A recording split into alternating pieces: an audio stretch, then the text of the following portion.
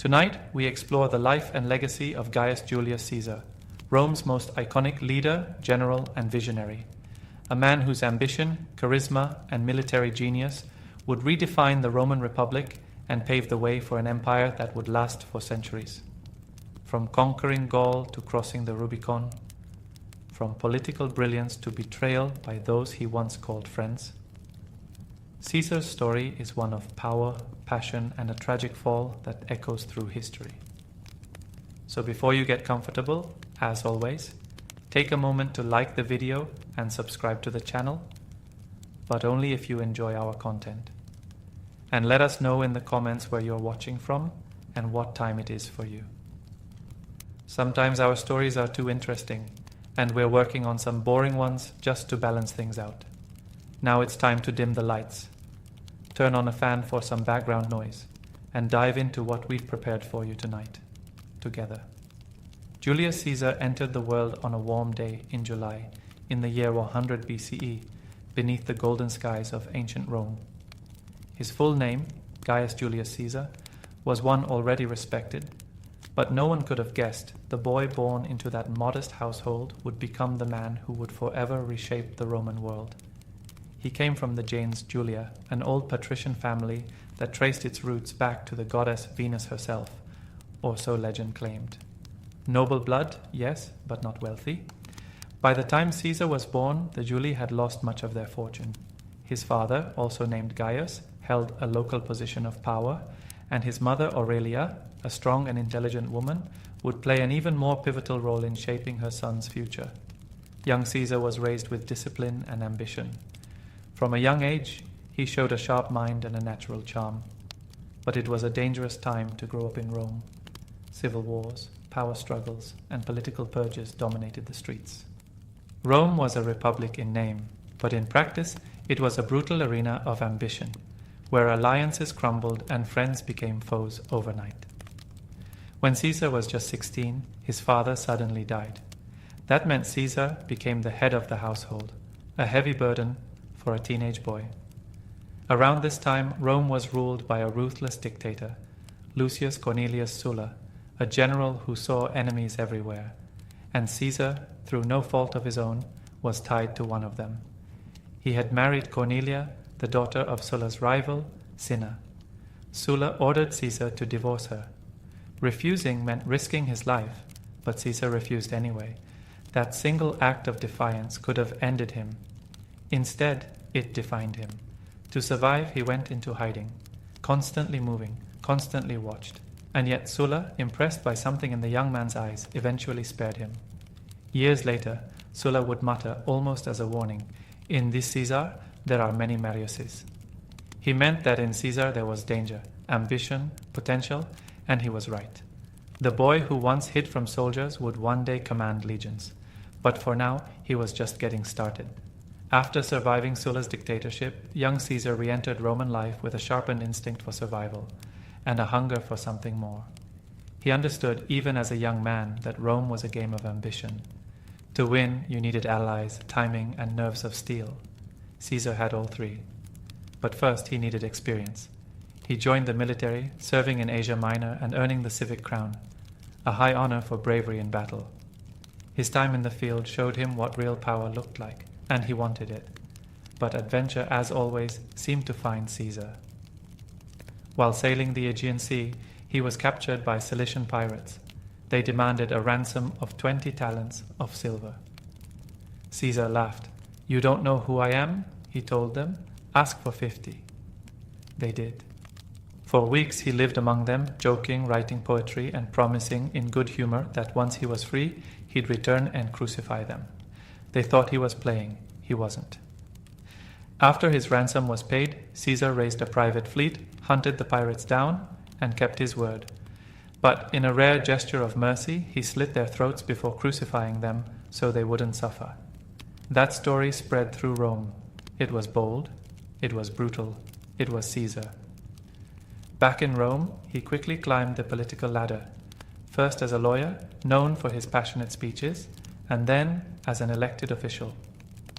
But Rome was still dangerous, divided between two great forces, the conservative elite, known as the optimates, and the populists called the populares. Caesar, ever the strategist, sided with the people. He aligned himself with the memory of Marius, his uncle by marriage, who had once championed the commoners. This made the aristocrats uneasy. Caesar, with his fine clothes, sharp words, and growing popularity, was becoming a threat.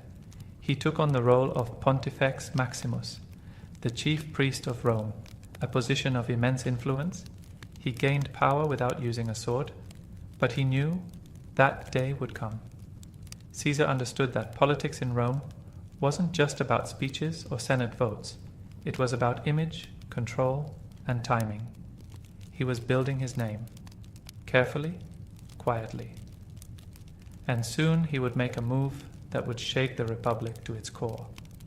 By the late 60s BCE, Caesar had become a rising force in Roman politics, but he wasn't alone. The Roman Republic was bursting at the seams. Its Senate was divided, its people restless. Powerful men were circling each other like wolves, each waiting to make their move. Among them stood Pompey the Great, Rome's most celebrated general, and Crassus, the wealthiest man the city had ever known. Both had influence, both had enemies, and both were growing frustrated with the Senate's refusal to grant them what they wanted. Caesar saw an opportunity, not just for himself but for all three. In 60 BCE, he orchestrated a private agreement, a secret partnership that historians would later call the First Triumvirate. It wasn't a legal body or an official alliance.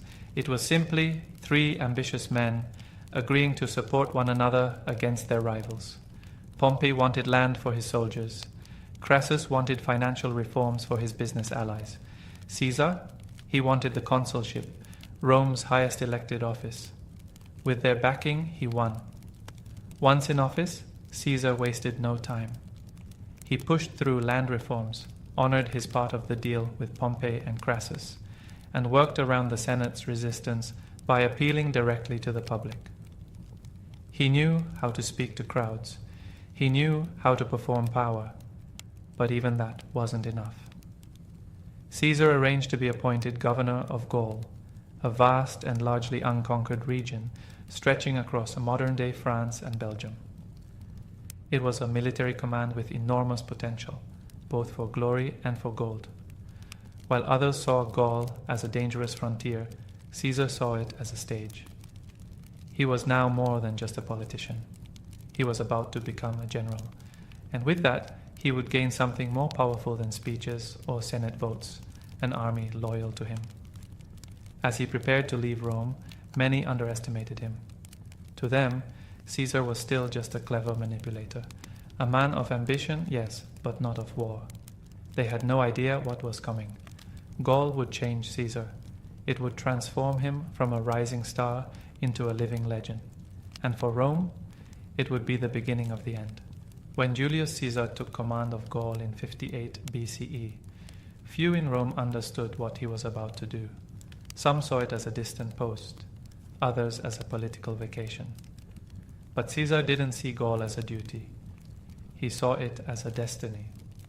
The Gallic tribes were fierce, independent, and far from united. Caesar exploited that. He used diplomacy where he could and overwhelming force where he couldn't. Over the next 8 years, he led campaign after campaign, slowly bringing the wild frontiers under Roman control. He crossed rivers, marched through mountain passes, and led his troops through brutal winters. He crushed rebellions, formed temporary alliances, and wrote letters back to Rome, his famous Commentari de Bello Gallico, describing the events. But these weren't just reports. They were propaganda, crafted to shape his public image and keep his name alive in Roman minds. Caesar's men loved him. He shared in their hardships. He paid them generously, praised their courage, and never asked them to do something he wouldn't do himself. He was more than a general. He was a symbol.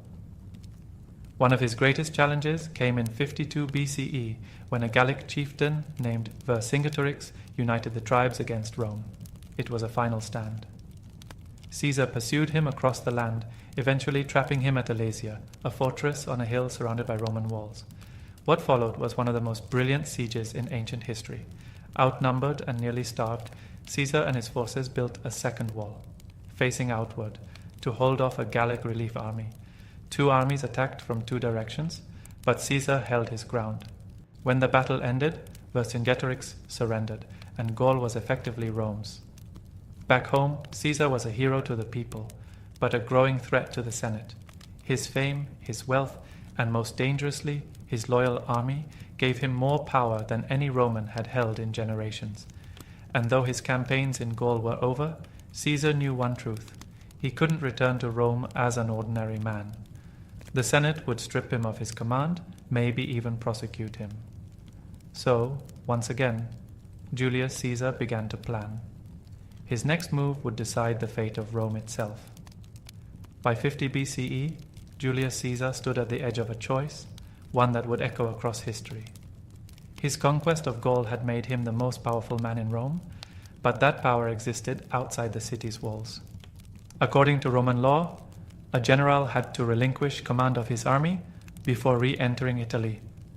He would then become an ordinary citizen, vulnerable to arrest, prosecution, or worse. The Senate, now firmly under the influence of Pompey, Caesar's former ally turned rival, ordered him to disband his legions and return home. It wasn't a request, it was a trap. Caesar knew if he returned without his army, he'd be politically ruined, perhaps even killed. So, he made his decision. On a cold January evening in 49 BCE, Caesar stood beside a shallow river in northern Italy, the Rubicon. It was a legal boundary. To cross it with an army was treason. But with one quiet step into the water, Caesar broke the law and sealed his fate. He is said to have whispered, "Alea iacta est," the die is cast. Rome trembled. News of the crossing spread like wildfire. Panic seized the city. Senators fled. Pompey fled. The great general, once thought invincible, left Rome without a fight. Caesar marched south, not as a conqueror, but as a liberator. At least, that's how he framed it. But this was no peaceful transition. It was the beginning of a civil war. Over the next year, Caesar moved quickly. He secured Italy, marched into Spain, and defeated Pompey's forces there. Then he crossed the sea into Greece to face Pompey himself.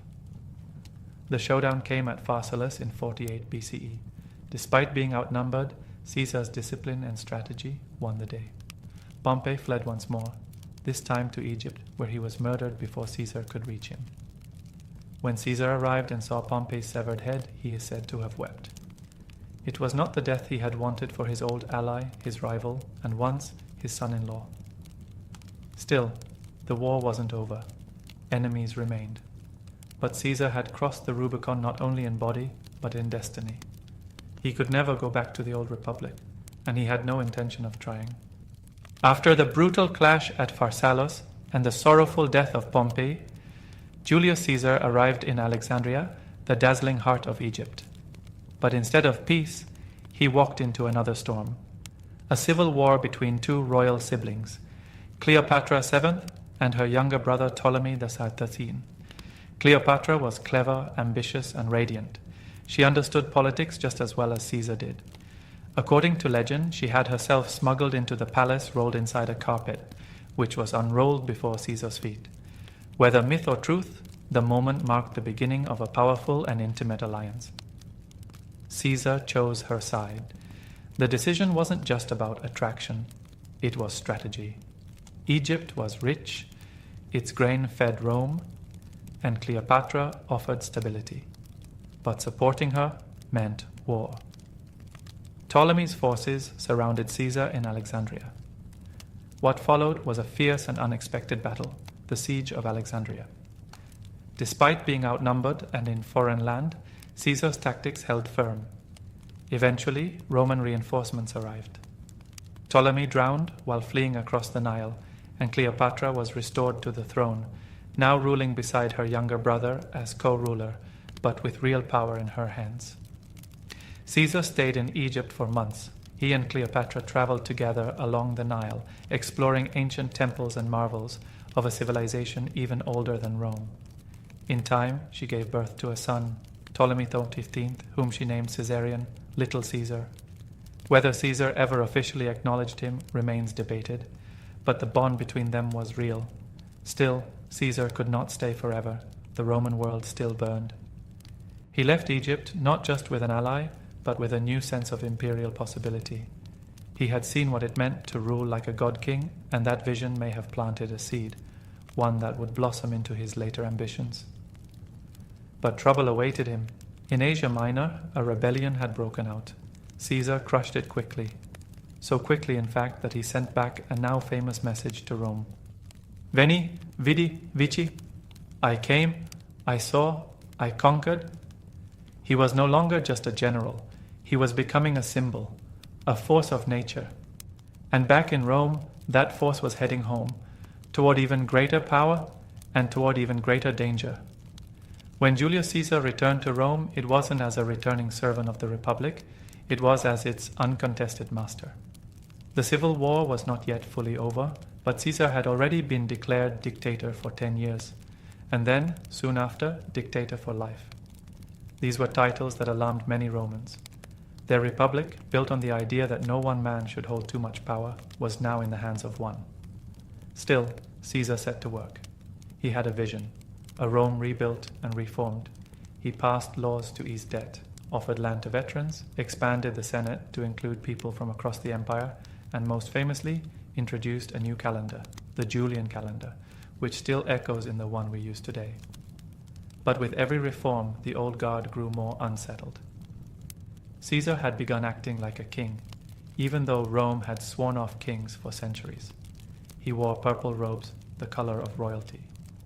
His face appeared on coins, something never done while a Roman was still alive.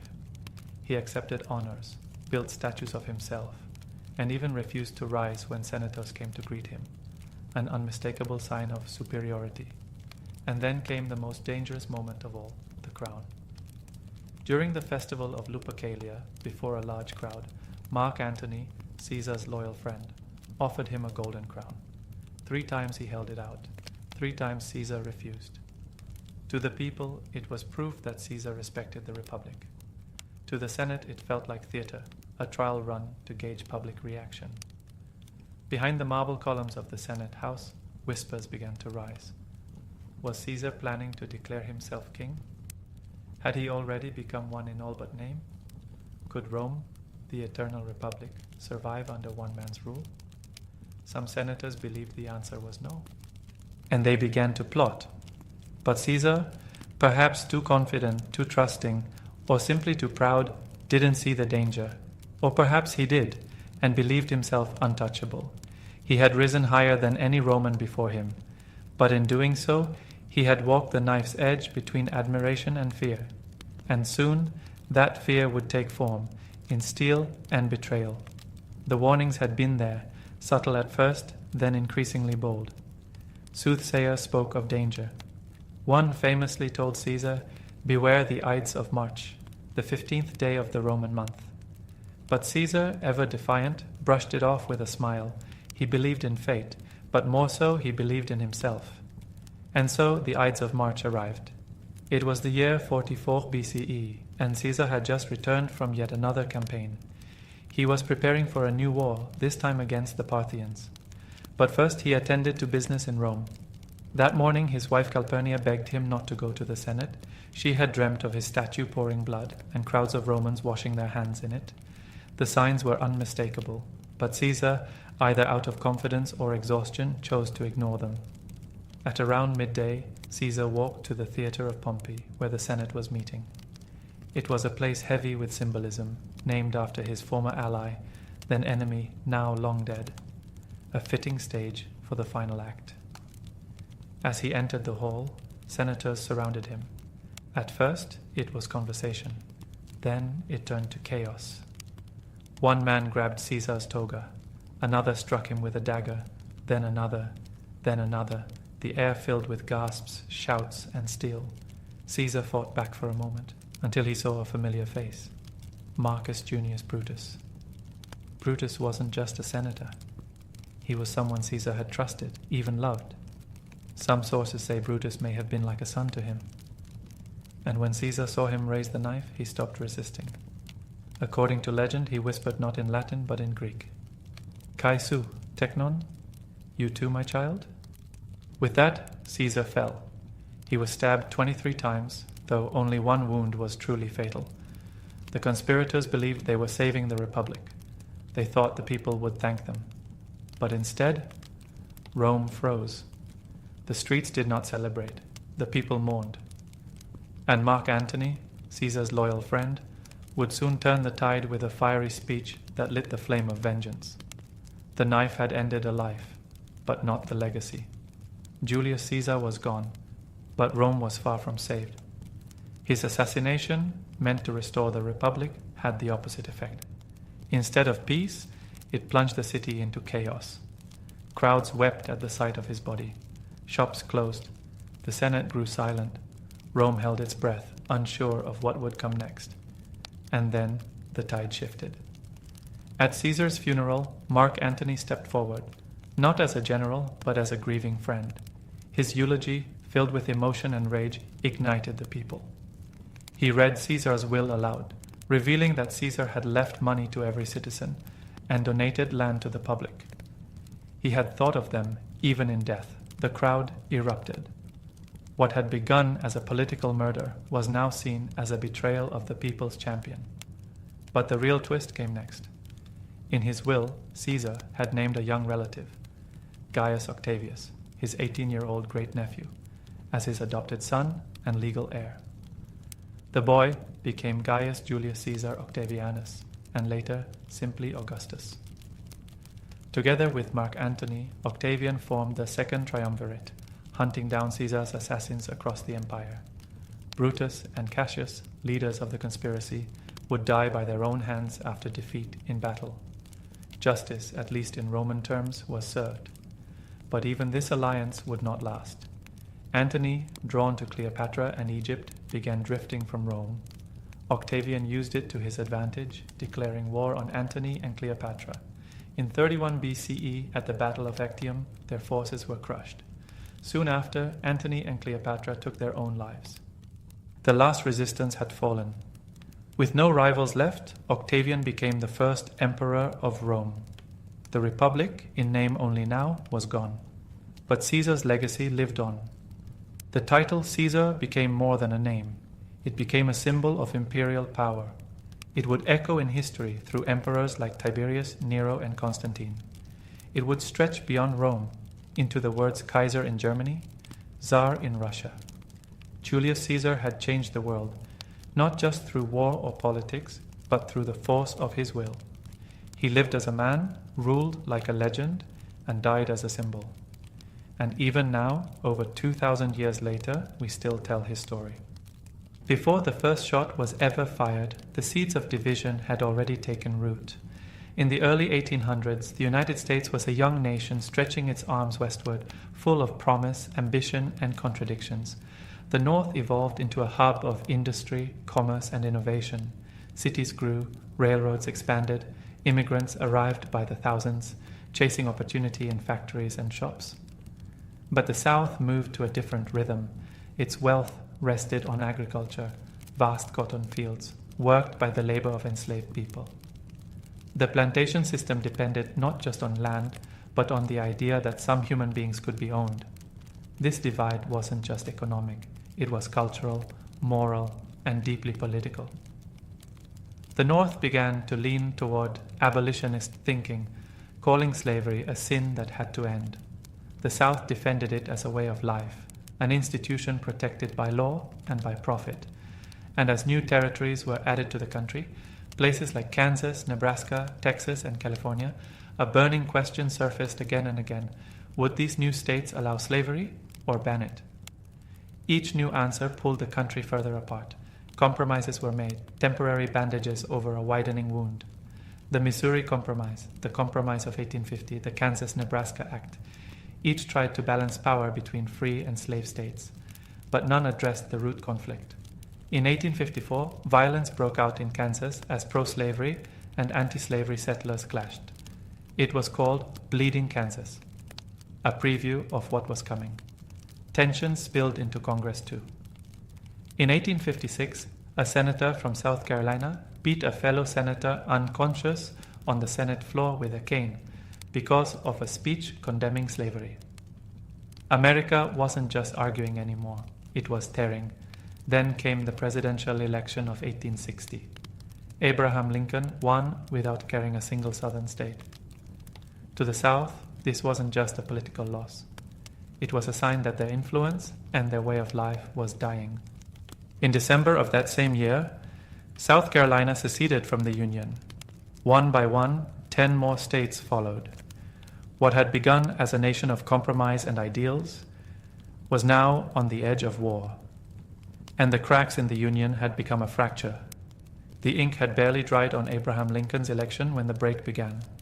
On December 20th, 1860, South Carolina voted to secede from the United States. One by one, 10 more southern states followed: Mississippi, Florida, Alabama, Georgia, Louisiana, Texas, Virginia, Arkansas, North Carolina, and Tennessee. These states declared they were no longer part of the Union. They formed a new country, the Confederate States of America. Their argument was built on one word: sovereignty.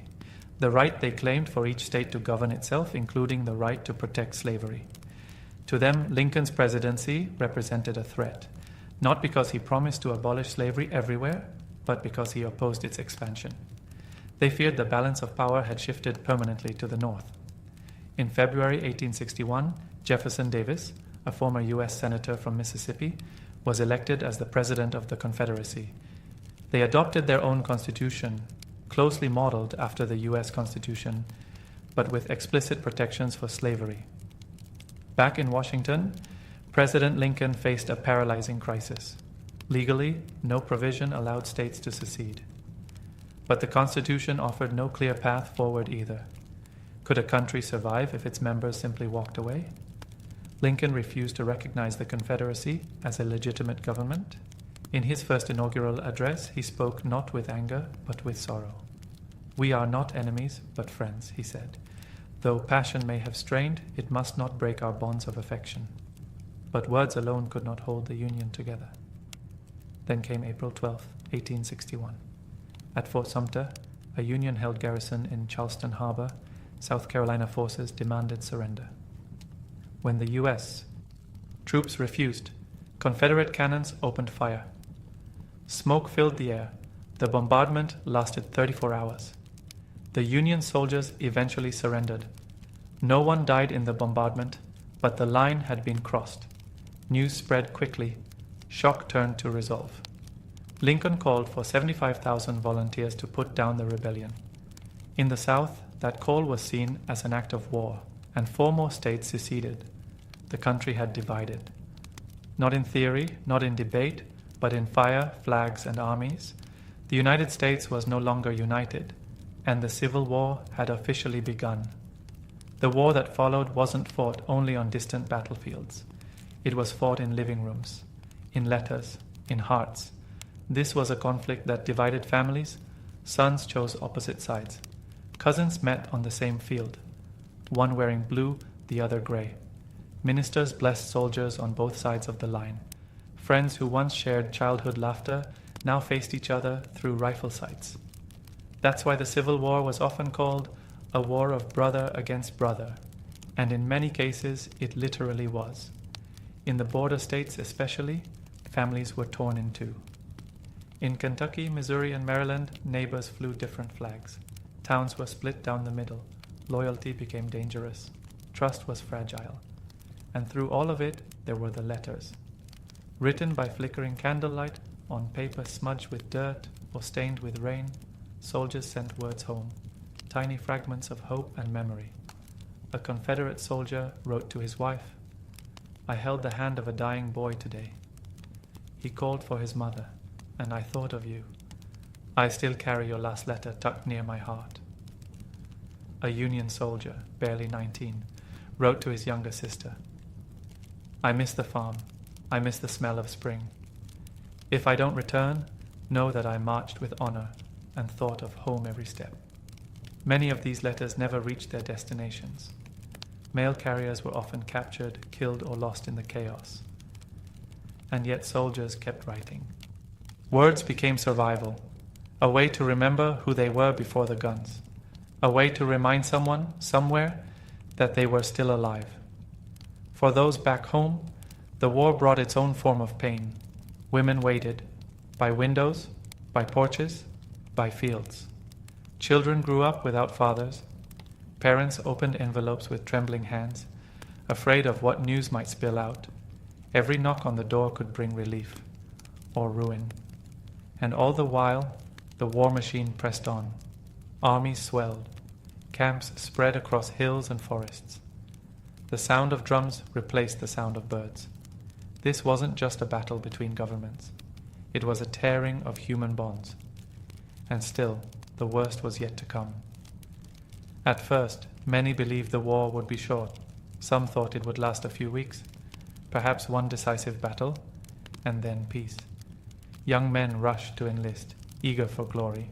Spectators even brought picnic baskets to the hills outside the first major battle, expecting a grand show. They were wrong. The first Battle of Bull Run, fought in July 1861 near Manassas, Virginia, shattered all illusions. Union and Confederate forces clashed in a chaotic and brutal fight. It ended with Union troops retreating in disarray and the realization that this war would not be quick or clean. The name Stonewall Jackson was born that day. A Confederate general who stood firm as his men rallied, his name became legend. But for every moment of heroism, there were hundreds of moments of terror. Bodies lined the fields. Men cried out for water, for home, for mercy. Then came Wilson's Creek, Ball's Bluff, Fort Donelson, and Shiloh. Each battle brought more blood, more names etched into history and into headstones. At Shiloh, in the spring of 1862, over 23,000 men were killed or wounded in just 2 days. The ground turned to mud from the rain, and the blood. Soldiers lay among shattered trees and broken cannons, many of them too wounded to cry. General Ulysses S. Grant, leading the Union forces, was shaken. He wrote, "I gave up all idea of saving the Union except by complete conquest." The war was no longer about defense or quick victory. It had become a grind, a slow, merciless struggle to outlast the other side. In the background, technology advanced. Railroads moved troops faster than ever before. The telegraph delivered battlefield news in near real time. Rifled muskets and ironclad ships changed how war was fought. It was the modern world's first taste of industrial warfare. Yet through all the tactics and inventions, it was still fought by men, ordinary, frightened, brave men who marched through fog and forests, unsure if they would ever march back. As 1862 faded into 1863, the war had consumed thousands of lives and scarred hundreds of towns. And still, the fighting continued, because both sides still believed they could win. By the fall of 1862, the war had reached a fever pitch. Confederate General Robert E. Lee, confident after victories in the South, made a daring move. He took the fight into Union territory. His army crossed into Maryland, hoping a victory there would tip international support toward the Confederacy, and perhaps even end the war. But the Union Army, under General George McClellan, intercepted Lee's plans. The two forces met near a quiet stream called Antietam Creek, just outside Sharpsburg, Maryland. On September 17, 1862, the fields of Antietam turned red. At dawn, Union forces attacked the Confederate left flank. The battle moved from cornfields to sunken roads, from stone bridges to open hills. Musket smoke clouded the sky. Soldiers fired blindly through the fog of war. Entire regiments were cut down in minutes. At the Bloody Lane, a sunken farm road, thousands of men died in hand-to-hand combat. The road, once used by wagons and farmers, became a trench of bodies. By midday, the creek's stone bridge became another flashpoint. Union soldiers charged again and again, only to fall back under heavy Confederate fire. Eventually they crossed, but at an unbearable cost. By nightfall, the guns fell silent. In just 12 hours, over 22,000 soldiers were killed, wounded, or missing. It was the bloodiest single day in American history. No ground was truly gained, no army decisively won, but Lee retreated and the Union claimed it as a victory. President Abraham Lincoln had been waiting for this moment. With the Confederates pushed back, he released the preliminary Emancipation Proclamation. It declared that, as of January 1, 1863, all enslaved people in rebelling states would be free. The war was no longer just about preserving the Union. It was now about freedom. Europe watched closely. Any chance of Britain or France supporting the Confederacy began to fade. Lincoln's proclamation reframed the conflict and added moral weight to the Union cause. But the soldiers who fought at Antietam weren't thinking about proclamations. They remembered the screams, the silence, the crows circling overhead. Antietam was a turning point, not just in strategy, but in soul. By the summer of 1863, General Robert E. Lee was bold once again. After victories in Virginia, he led his Confederate Army North into Pennsylvania. His goal was simple: bring the war into Union territory, shake the North's will to fight, and force a political solution. But the Union Army, now under General George Meade, followed closely behind. They met near a small town called Gettysburg.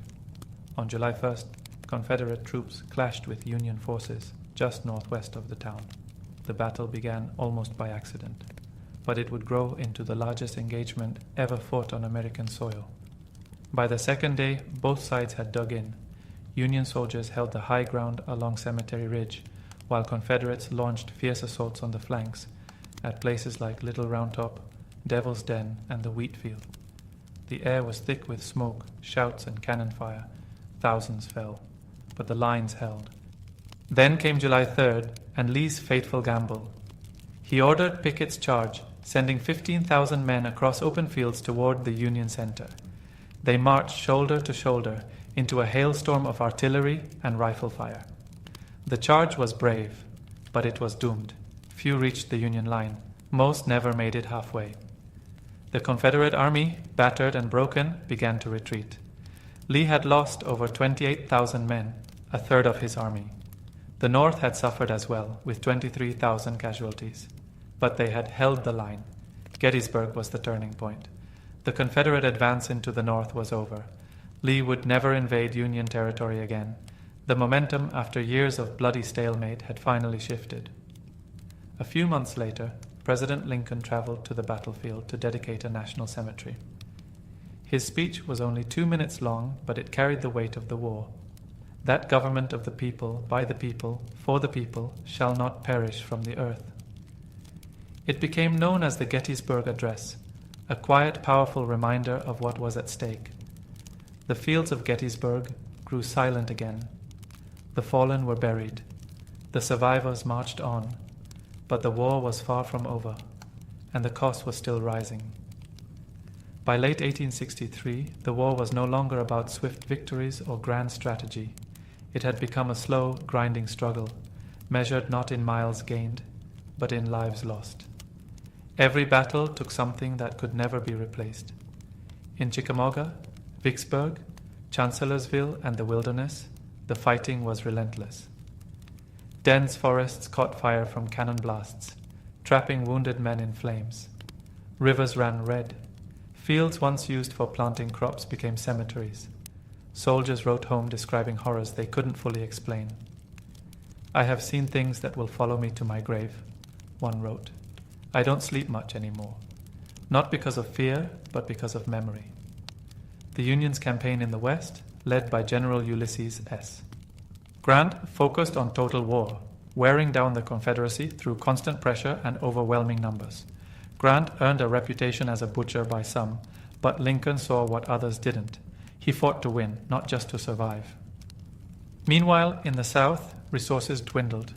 Towns were raided, railroads destroyed, fields burned, families starved. The war was no longer just fought by armies. It was felt by every civilian. And still, letters traveled back and forth. A young Union soldier wrote to his mother, "I miss the sound of the wind in the wheat.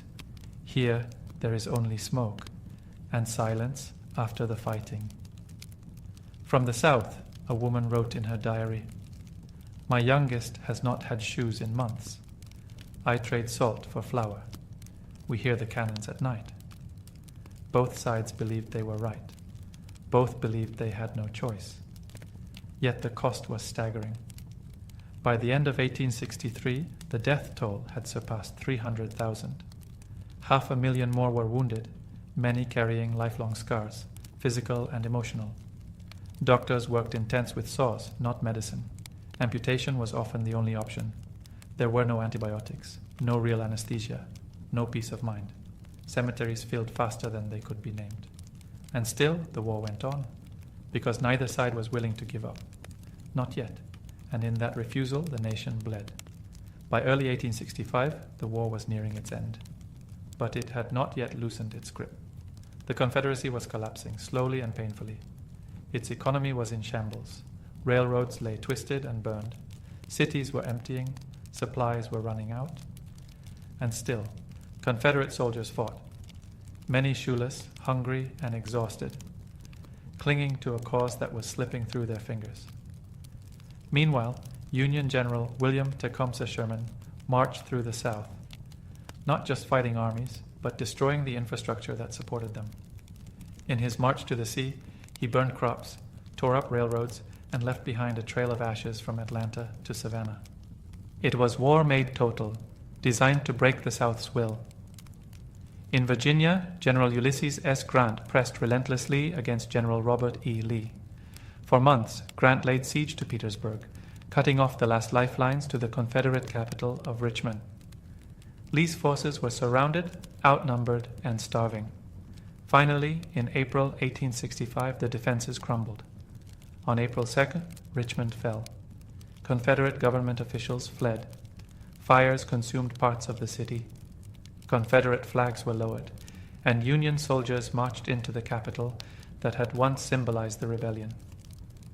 Just a week later, on April 9th, Lee met Grant at a quiet village in Appomattox Courthouse. The meeting was calm, almost solemn. Lee arrived in full dress uniform. Grant in a mud-splattered coat. They spoke not as enemies, but as soldiers who understood the cost of what they had done. With dignity and restraint, Lee surrendered the Army of Northern Virginia, the Confederacy's most important force. Grant allowed Confederate soldiers to return home with their horses and sidearms. He even offered them rations. There was no celebration, no humiliation, just silence. The war, at least on paper, was over. Within weeks, the remaining Confederate armies surrendered. Flags were furled, camps emptied, guns were laid down, never to be raised again. But though the fighting had stopped, the wounds remained. The country had survived, but it was broken. Rebuilding would take years. Healing would take generations. And just days after Lee's surrender, tragedy would strike again. This time, not on the battlefield, but in a quiet theater in Washington, D.C. The cannons had gone silent. The uniforms were folded away. The war was over. But the wounds of the Civil War didn't heal with surrender. Just 5 days after Lee's capitulation at Appomattox, President Abraham Lincoln was assassinated at Ford's Theater by John Wilkes Booth, a Confederate sympathizer. The shot echoed across the nation, not just the end of a man, but a symbol of hope and reconciliation. Lincoln had called for a gentle peace, a rebuilding, with malice toward none, with charity for all. His death left the country uncertain, grieving, and deeply divided. The Reconstruction era that followed tried to knit the Union back together, but it was far from smooth. The 13th Amendment abolished slavery. The 14th and 15th Amendments promised citizenship and voting rights. But resistance came quickly and violently, especially in the South. New systems of oppression, black codes, Jim Crow laws, and voter suppression emerged in place of slavery. Freedmen who had once dreamed of equality found themselves trapped in new forms of poverty and persecution. The scars were not only legal or political, they were emotional, etched into the American psyche. In cemeteries across the nation, mothers and fathers wept over graves. Over 620,000 Americans had died. Entire towns had lost every eligible man. Soldiers returned home missing limbs, carrying memories they rarely spoke of. And yet, the war lived on, not through battles, but through symbols and stories. The Confederate flag still waves in parts of the country. Statues of generals were erected, not just to remember, but to shape the narrative of the past. For some, these are reminders of heritage. For others, they are monuments to a rebellion born in defense of slavery. Even today, the arguments continue about history, about justice, about what the Civil War was truly fought for and what it still means. The war shaped the nation's identity. It clarified who counted as American and who had to fight for the right to be seen. It didn't end with Appomattox. It echoes in protests, in courtrooms, in classrooms, in quiet conversations. The American Civil War was fought with rifles and cannons, but its legacy is carried in the hearts of generations. It was never just about the past. It was, and still is, about what kind of future this country wants to build. By the mid-15th century, the once mighty Byzantine Empire had become a fragile shadow of its former self. The empire that had once ruled vast territories across the Mediterranean now consisted of little more than the city of Constantinople and a handful of scattered territories. Yet within its walls still flickered the embers of a world that had once been Rome. Founded by Emperor Constantine the Great over 1,000 years earlier, Constantinople had long stood as the crown jewel of Christendom, a symbol of strength, learning, and divine authority. Its towering walls, golden domes, and sacred relics had withstood countless assaults: Persians, Avars, Arabs, Rus, and even Crusaders. Each time, the city survived. But time had worn it down. By 1453, the population had dwindled. Entire districts inside the city were empty and overgrown. Great churches and palaces had crumbled. The once bustling harbors were quiet. Trade had shifted elsewhere, and the coffers of the empire had run dry. The Byzantine army, once feared, now numbered in the mere thousands. Its navy was practically non-existent. Still, the city endured. The man who sat on the throne in those final days was Emperor Constantine Zevkin's Palaiologos, the last of a long imperial line tracing back to Rome. He ruled not with wealth or legions, but with dignity and resolve. Though his realm was small, his spirit was not. To the east, however, a powerful force was rising. The Ottoman Empire, under the rule of a young and ambitious sultan named Mehmed II, was closing in. Constantinople stood in the way of Ottoman expansion, a Christian stronghold, surrounded on all sides by Muslim lands.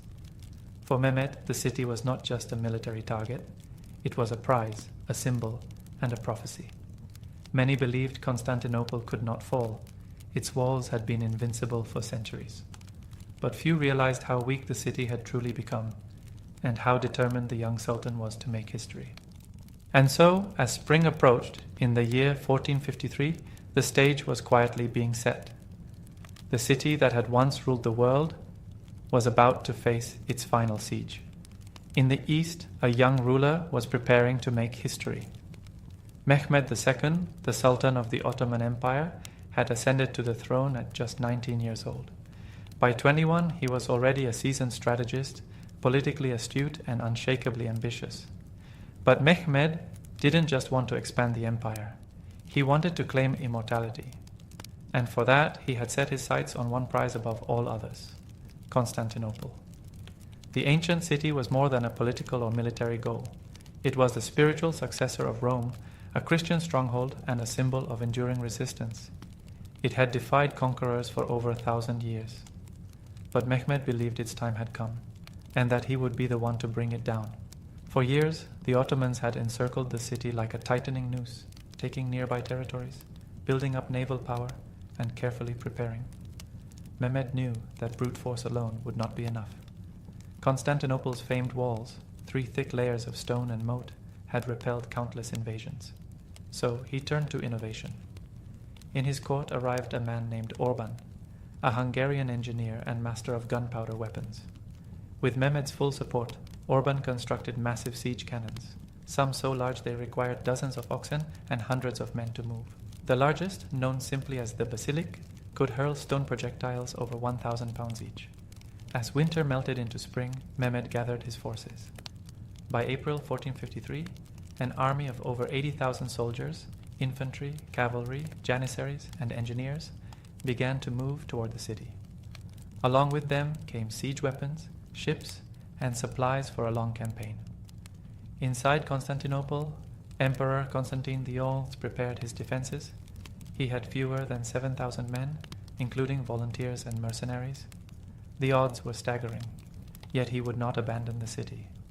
To Constantine, Constantinople was not just his home.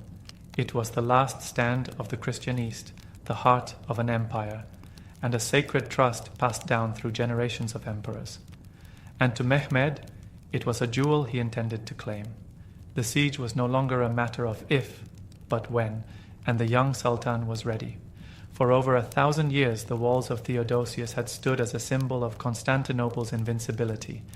Originally constructed in the 5th century under Emperor Theodosius II, these legendary fortifications wrapped around the city like a stone shield, towering layers of defense that had repelled countless enemies. With 3 massive walls, reinforced towers, and a deep moat, they stretched for nearly 4 miles across the western edge of the city. Generations of invaders had tried and failed to breach them: Persians, Avars, Arabs, Rus. Even the fearsome armies of the Crusades had struggled to overcome them, and now, in 1453, the walls would be tested one final time. When Mehmed's army arrived outside the gates of Constantinople in early April, he ordered his men to set up a massive siege encampment. Tents spread across the rolling hills like a sea of color. Siege towers, trenches, and cannons were positioned within striking distance of the land walls. Then the bombardment began. Mehmed's enormous basilic cannon unleashed thunderous blasts, firing stone balls that smashed against the walls with terrifying force. Day after day, the earth shook beneath the defenders' feet. Stone cracked, dust filled the air. Still, the walls held. Inside the city, Emperor Constantine XVII and his defenders worked tirelessly, repairing breaches by night, redistributing men across the battlements, and reinforcing weak points with rubble and wood. They had no choice but to endure. The walls had always been Constantinople's greatest defense, but now they were being systematically dismantled by gunpowder, a weapon of a new age. At the same time, the seawalls along the Golden Horn remained secure, protected by a massive iron chain that stretched across the harbor. Behind it sat the city's small Byzantine fleet and a few allied Genoese ships. As long as the harbor was closed, a naval assault seemed impossible. Still, Mehmed watched, calculated, planned. He understood that to take Constantinople, he had to break its spine, those legendary walls. And if the land approach couldn't bring a swift victory, he would find another way in. The siege dragged on, and the defenders, outnumbered and isolated, wondered how much longer they could hold. For weeks, the walls of Constantinople had held. Though battered by Mehmed's massive cannons, the defenders had repelled wave after wave of assaults. The morale inside the city remained high, even as the odds grew darker. The land walls were damaged but not breached. The Golden Horn, the city's protected northern harbor, remained closed, sealed shut by the heavy iron chain stretching across its entrance. Behind that chain floated the last hope of the Byzantines, a small defensive fleet and a few vital Genoese ships. As long as the Golden Horn remained secure, the city could not be surrounded. But Mehmed had no intention of waiting forever. Then came one of the most brilliant and audacious moves in siege warfare. On the night of April 21st, 1453, under cover of darkness and the hum of anticipation, the Ottomans began to move their ships over land. Using greased wooden logs as rollers, engineers and laborers hauled dozens of warships out of the Bosphorus, over the hills behind Galata, and into the calm waters of the Golden Horn, completely bypassing the chain. It was an impossible sight. By morning, the citizens of Constantinople looked out from the walls and saw something they could hardly believe.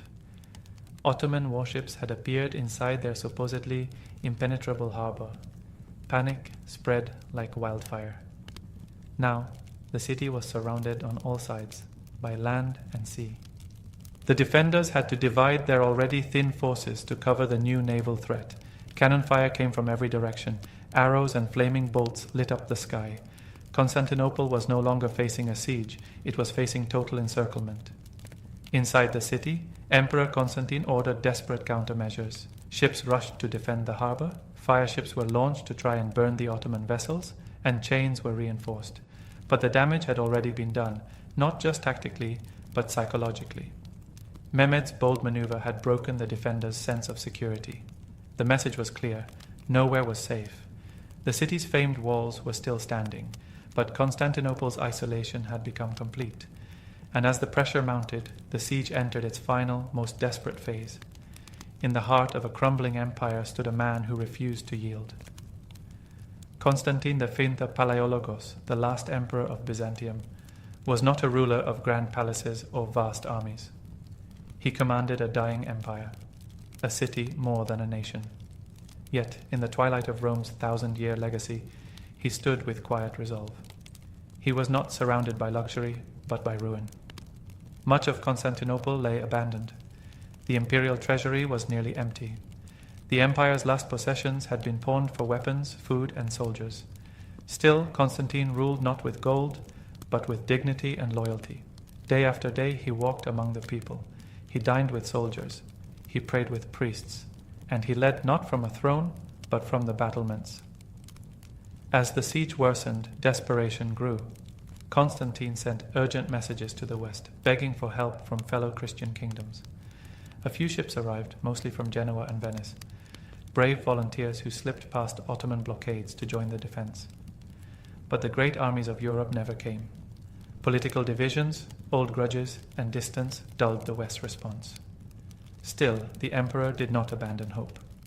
In a symbolic and powerful act, Constantine reopened Hagia Sophia, not just for Orthodox Christians, but for Catholics as well.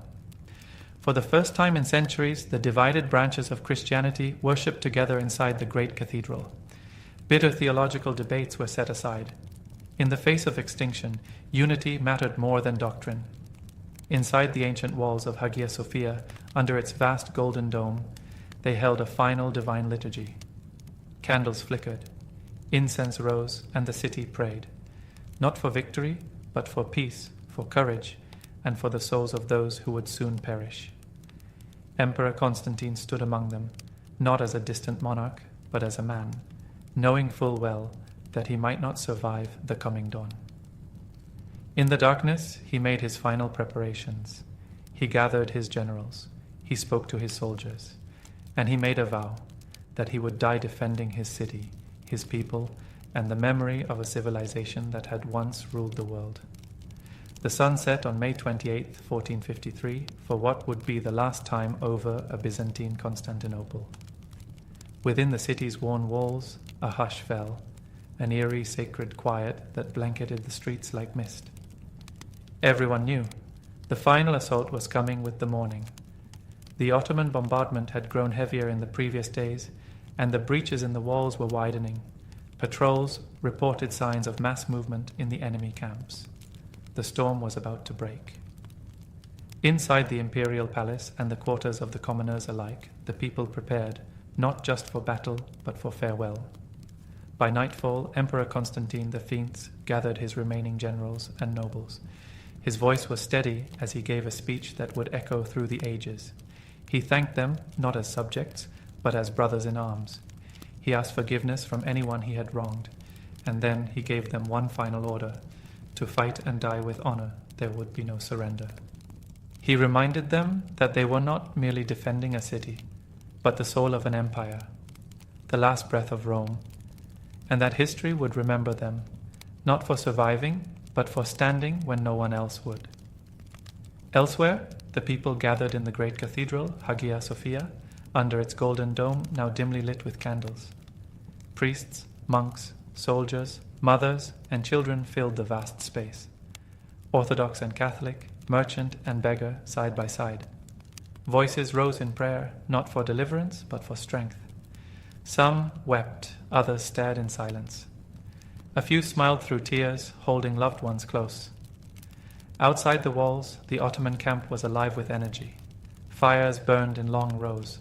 Drums beat a steady, ominous rhythm. Soldiers sharpened blades. Cannons were prepared for one last barrage. In his command tent, Sultan Mehmed II reviewed his plans. Every division had its orders, every cannon its target. He believed the city would fall by midday. Back within the walls, Constantine, wearing plain armor without royal insignia, mounted the walls and looked out at the enemy camp. He crossed himself quietly, then descended to his post at the weakest part of the wall. There would be no sleep that night, only waiting. Before dawn broke on May 29, 1453, the Ottoman cannons roared once more. The final assault had begun. Wave after wave of Ottoman soldiers charged the shattered sections of the land walls. First came the Bashi Bazuks, the irregulars, poorly trained, expendable, and sent to exhaust the defenders. Then came the Anatolian troops, more disciplined and heavily armed. The defenders, led by Emperor Constantine V, fought with desperation and fury. Greek and Genoese soldiers rained arrows, hurled stones, and poured boiling oil from the battlements. For a time they held their ground, but the Ottomans kept coming. Then came the Janissaries, Sultan Mehmed's elite guard, fresh, disciplined, and relentless. They surged toward the most damaged part of the wall, the gate of St. Romanus, where weeks of bombardment had left a massive breach. In the chaos of the fighting, tragedy struck. A small side gate, known as the Kerkoporta, had been left unlocked, likely by mistake.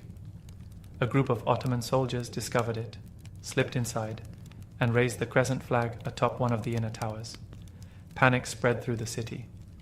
With enemies now behind the walls, the defense crumbled.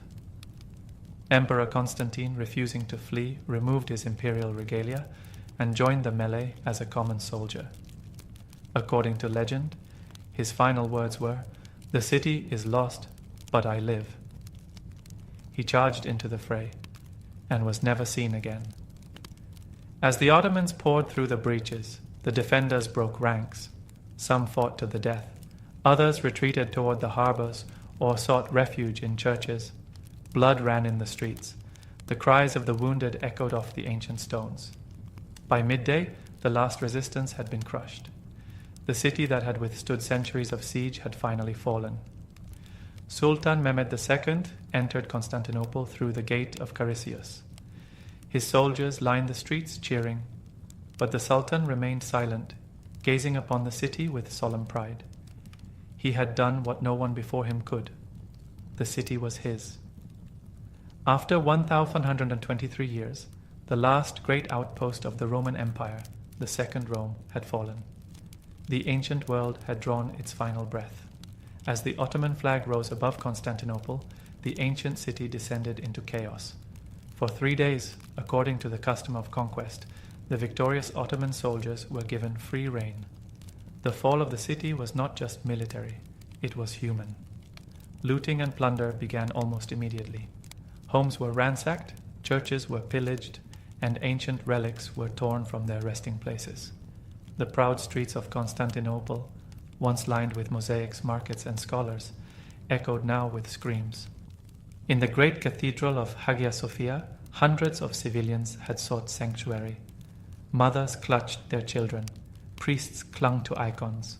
Many believed a divine miracle would protect them. But when the Ottoman soldiers arrived, the doors were forced open. The sacred marble floor was trampled. The golden dome, once glittering with centuries of faith, shook with the sound of weapons. Men were killed. Women and children were taken into slavery. The cross atop the cathedral was torn down, and yet the church itself was spared from destruction. On the afternoon of May 29th, Sultan Mehmed II entered the city.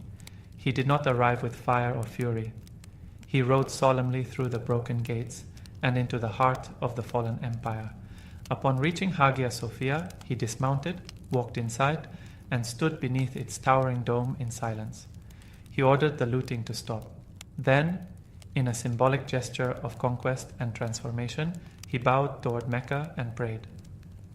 The sacred Christian cathedral would now become a mosque. Its walls would remain, but its purpose had changed.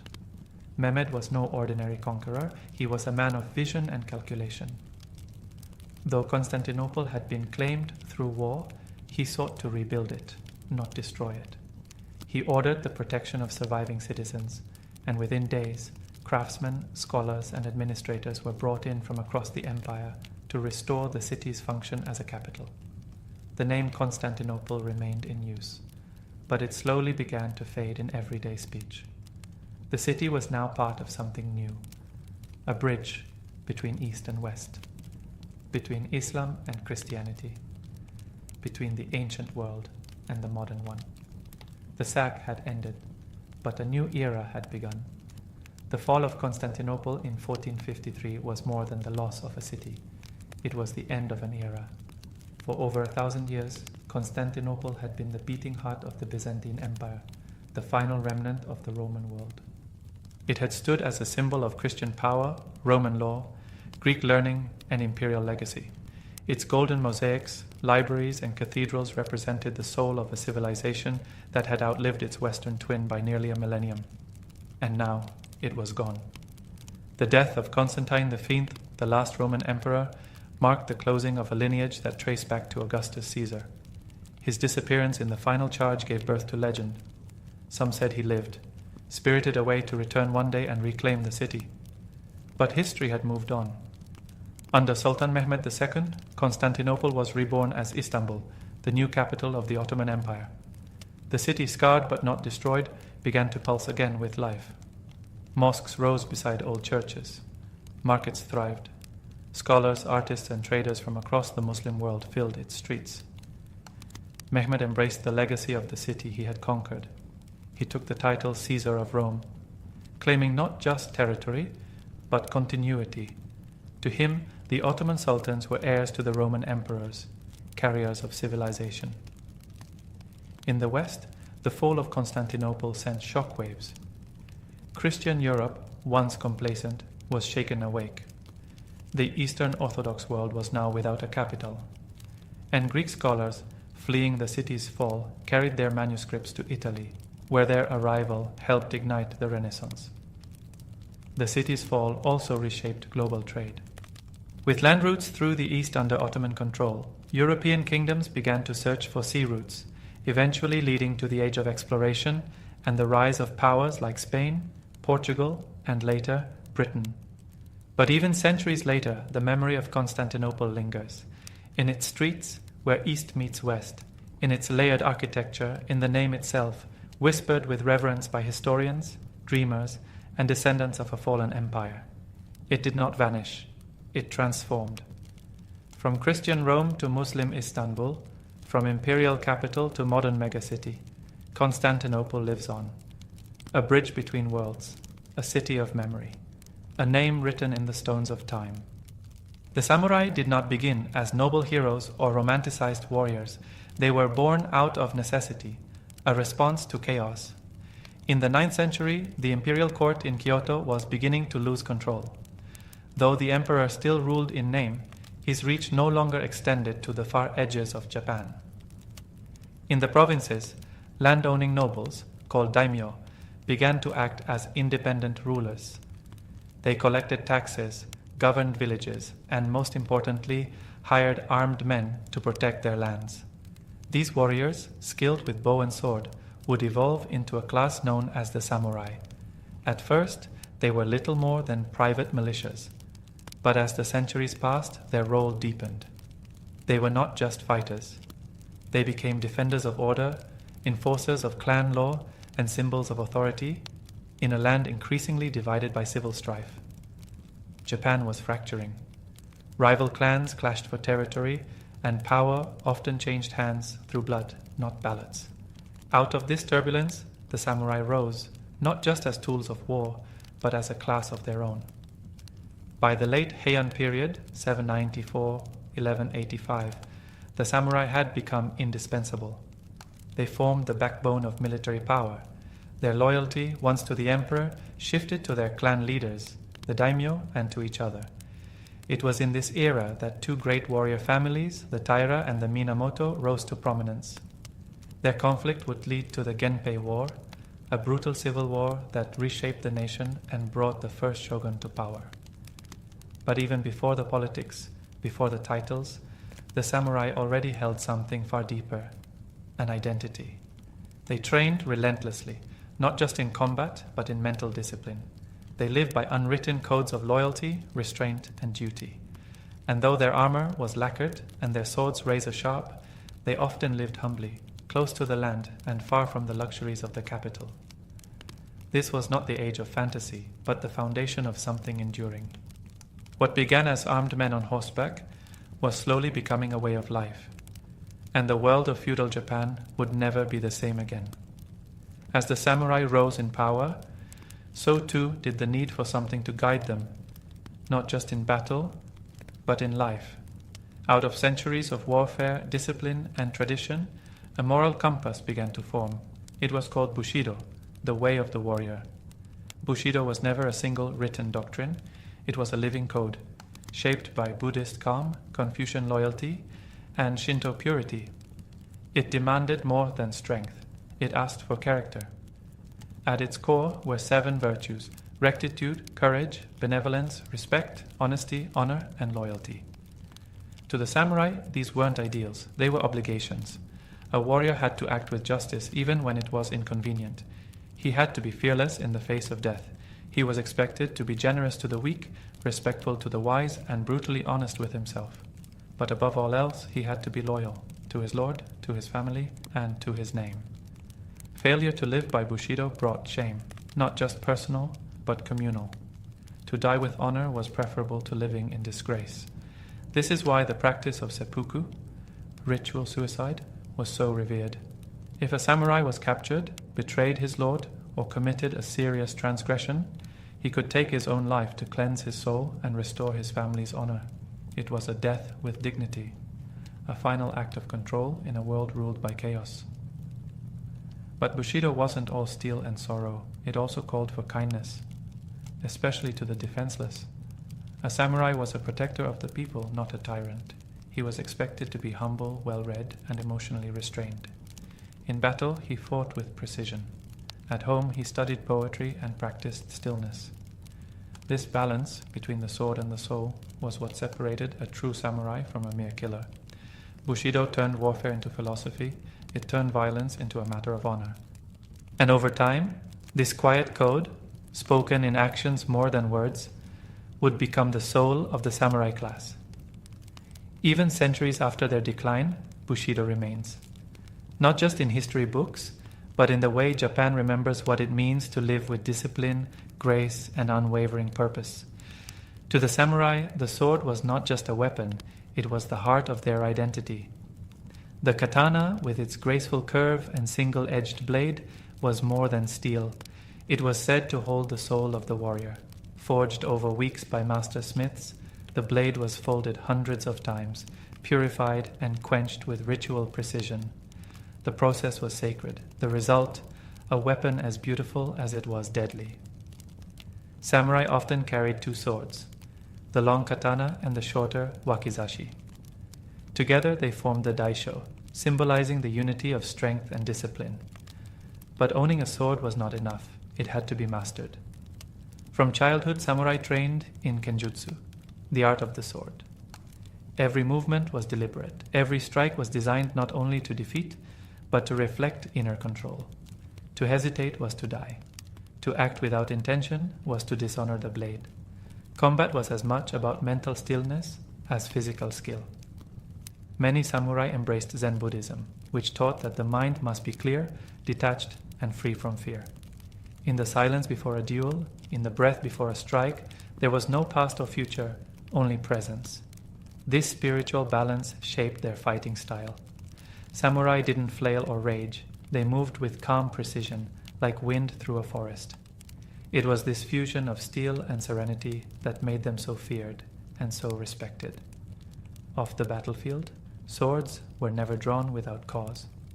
To unsheath a blade was to accept the possibility of death, either for one's enemy or for oneself. A samurai might live his whole life without using his katana, but he would die before dishonoring it.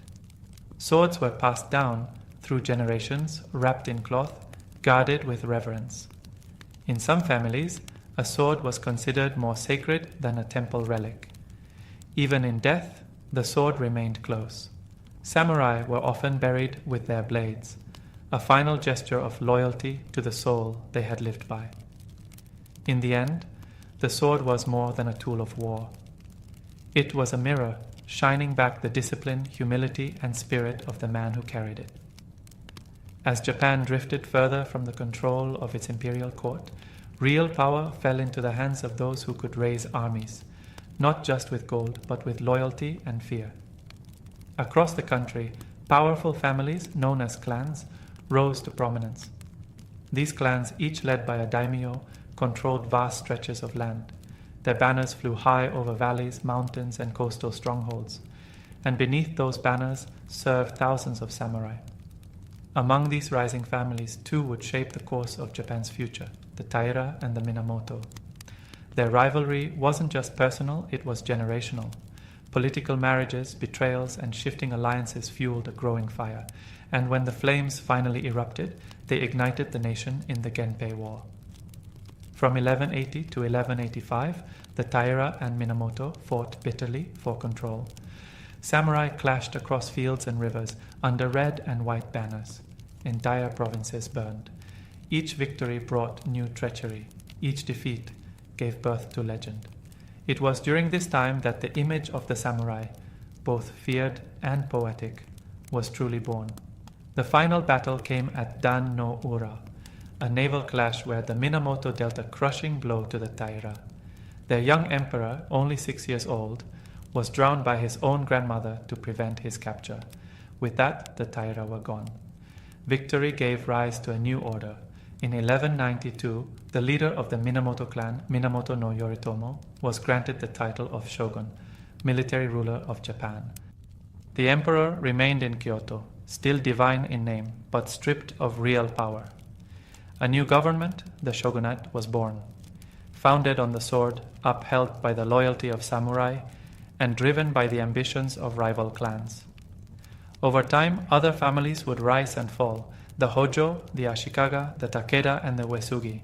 Each fought for dominance. Each carried with them warriors trained from birth, shaped by Bushido, and ready to die at their master's word.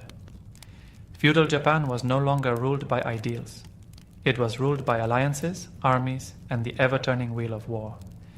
And the samurai stood at the center of it all, both as shields and as swords. For the samurai, war was always near, but peace was never wasted. When not riding into battle or serving their daimyo, samurai lived lives defined by discipline, duty, and preparation. Even in quiet seasons, their world was shaped by the possibility of conflict. They did not relax, they refined. Daily life began early. Training in swordsmanship, archery, and horsemanship remained essential. But just as important were skills of the mind. Samurai practiced calligraphy, literature, poetry, and strategy. A warrior had to be as thoughtful as he was deadly. The greatest among them balanced strength with subtlety.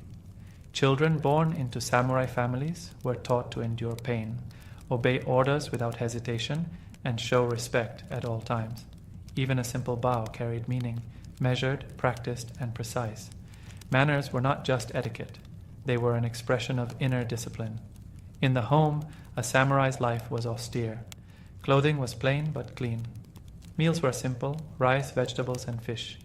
Wastefulness was frowned upon. Every action had purpose, every word was weighed. They lived with the awareness that death could come at any moment, not with fear but with readiness. A samurai was taught never to cling to life, but to fulfill his duty, no matter the cost. In their rare moments of peace, many practiced the tea ceremony, or chanoyu, a quiet ritual of boiling water, preparing matcha, and serving guests with grace. To outsiders, it seemed delicate.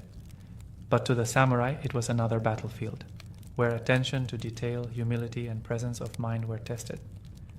Others found meaning in ink painting, composing haiku, or sitting in meditation under trees. In these simple acts, they connected to the impermanence of life, a central theme in both Zen and samurai philosophy. But even in stillness, they remained alert. Spies could be anywhere. Loyalty was fragile. Clans shifted. Allies betrayed. A samurai might host a guest at his table one night and face him across the battlefield the next. So they lived with grace, but with guarded hearts. In the shadow of war, the samurai carved a life of honor, precision, and awareness. Every breath was a preparation. Every day, a quiet rehearsal for the final moment. The samurai lived in a world of discipline and steel, but also of spirits, rituals, and unseen forces. They believed life was not separate from the spiritual realm. Every mountain, tree, and stream could house a kami, a divine spirit from Japan's ancient Shinto tradition. These spirits were not distant gods, but living presences that could bring protection, fortune, or calamity. Before battles, samurai visited shrines, bowed before sacred torii gates, and prayed for strength and guidance. Offerings of rice, sake, or incense were made not out of superstition, but respect for the world they could not see. Many warriors also followed Zen Buddhism, a spiritual path emphasizing silence, simplicity, and awareness. Zen taught that truth was found not through words, but through direct experience. In the stillness of meditation, a samurai trained his mind to be calm, unshaken by fear, free from anger, and focused in the present moment. This mental clarity was essential in battle. The perfect strike came not from brute strength, but from a quiet mind. But the samurai world was not only divine, it was also haunted. They believed in yurei, restless spirits of the dead. Warriors who died with hatred or regret were said to return, unable to cross into the afterlife. Their presence was felt in cold winds, flickering lamps, and whispers on the edge of sleep. Some samurai carried protective talismans, or wore symbols hidden beneath their armor, charms to ward off spirits, bad luck, and curses. Even the bravest warrior did not ignore the world beyond. Legends of kitsune, fox spirits that could shapeshift and deceive, circulated among campfires. Stories of tengu, bird-like creatures said to live in the mountains, were shared in whispers. These beings were not just folklore. They were part of the samurai's spiritual reality. Life and death, seen and unseen, were interwoven. Samurai were taught to face both with equal calm, to walk through forests with reverence, to fight without fear of ghosts, to die knowing their spirit too might linger, unless their death was honorable, their duty fulfilled. In the world of the samurai, the sword was sharp, but the soul walked softly through a land of shadows. In the 13th century, the greatest empire the world had ever seen turned its gaze toward Japan. The Mongol Empire under Kublai Khan had already conquered China and Korea. Now the Khan demanded submission from Japan's ruler, the shogunate in Kamakura. When the Japanese refused, the Mongols prepared for war. In 1274, an invasion force of nearly 30,000 men sailed from Korea. The samurai waited on the shores of Kyushu, not knowing what to expect. The Mongols fought differently, using tight formations, explosive gunpowder bombs, and iron-tipped arrows fired in volleys. The samurai, trained for ritualized duels and honor-bound combat, were stunned. But the Japanese held their ground. After a day of fierce fighting, the Mongols retreated to their ships. Then, that night, a violent storm struck the fleet. Hundreds of ships were shattered against the rocks. Thousands of soldiers drowned in the dark sea. The storm, the Japanese believed, was no accident. It was the work of the gods. They called it the kamikaze, the divine wind. Kublai Khan was not finished. In 1281, he launched a second invasion, this time with over 140,000 men, one of the largest amphibious forces in history. The Japanese, better prepared, had built coastal defenses. For weeks, they fought desperately to hold back the tide. And then, the winds rose again. A second, even greater typhoon struck the Mongol fleet. Ships were smashed, scattered, and sunk. Survivors were hunted on shore. Once more, the invasion failed, not because of the sword, but because of the sea. To the samurai, it was more than luck. It was divine proof of their purpose, a sacred duty to protect Japan, not just with their weapons, but with their lives. The Mongol invasions left a deep mark. The cost of defense drained the shogunate's coffers. Samurai, promised rewards, received little. Resentment grew. The seeds of future unrest were sown, but the legacy of the kamikaze endured. It became a symbol of protection, of the land's spiritual shield. A reminder that even against the greatest force on earth, Japan, through discipline, sacrifice, and fate, had endured, not by sword alone, but by the wind. For centuries, the samurai had lived by the sword, serving lords, shaping politics, and defending the honor of their clans. But even the strongest steel dulls over time. By the early 1600s, Japan entered a new era of peace under the Tokugawa shogunate. After generations of war and instability, the country was unified once more. The capital moved to Edo, now Tokyo. The daimyo were brought under strict control, and with peace the samurai's purpose began to shift. No longer called to battle, many samurai became bureaucrats, administrators, and scholars. They still wore their swords and kept their rank, but their lives were increasingly filled with scrolls instead of skirmishes. For some, this was a welcome change. They studied literature, refined the tea ceremony, and helped govern a nation rising in stability and culture. But for others, the absence of war was a quiet torment. A warrior without battle, a blade without an enemy. Their code, Bushido, remained, but the world around it was changing. In the mid-19th century, everything shifted again. Commodore Perry arrived from America in 1853, demanding Japan open its ports to trade. The Tokugawa government, unable to resist Western pressure, signed unequal treaties. Dissatisfaction spread. The emperor, long a symbolic figure, began to reclaim real power.